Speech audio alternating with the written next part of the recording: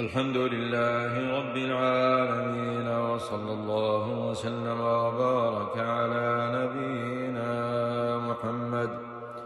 أما بعد، قال شيخ الإسلام محمد بن عبد الوهاب التميمي في رسالته القواعد الأربع: القاعدة الثالثة أن النبي صلى الله عليه وسلم ظهر على أناس متفرقين في عباداتهم، منهم من يعبد الملائكة، ومنهم من يعبد الأنبياء والصالحين، ومنهم من يعبد الأشجار والأحجار، ومنهم من يعبد الشمس والقمر، وقاتلهم رسول الله صلى الله عليه وسلم ولم يفرق بينهم. والدليل قوله تعالى: وقاتلوهم حتى لا تكون فتنة ويكون الدين كله لله. ودليل الشمس والقمر قوله تعالى: ومن آياته الليل والنهار والشمس والقمر لا تسجدوا للشمس ولا للقمر واسجدوا لله الذي خلقهن إن كنتم إياه تعبدون. ودليل الملائكة قوله تعالى: ولا يأمركم أن تتخذوا الملائكة والنبيين أربابا. الآية. ودليل الأنبياء قوله تعالى: وإذ قال الله يا عيسى ابن مريم أنت قلت للناس اتخذوني وأمي إلهين من دون الله. الآية.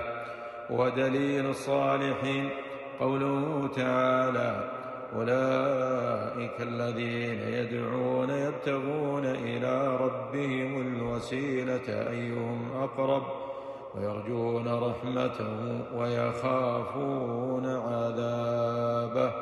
الآية. ودليل الأشجار والأحجار قوله تعالى: أفرأيتم اللات والعزى ومناة الثالثة الأخرى. وحديث أبي واقد الليثي رضي الله عنه قال: خرجنا مع النبي صلى الله عليه وسلم إلى حنين ونحن حدثاء عهد بكفر، وللمشركين سدرة يعكفون عندها وينوطون بها أسلحتهم يقال لها ذات أنواط، فمررنا بسدرة فقلنا: يا رسول الله اجعل لنا ذات أنواط كما لهم ذات أنواط. الحديث. القاعدة الرابعة أن مشركي زماننا أغلظ شركا من الأولين، لأن الأولين يشركون في الرخاء ويخلصون في الشدة، ومشركو زماننا شركهم دائم في الرخاء والشدة. والدليل قوله تعالى: فإذا ركبوا في الفلك دعوا الله مخلصين له الدين فلما نجاهم إلى البر إذا هم يشركون. الله أعلم. صلى الله على محمد وآله وصحبه وسلم.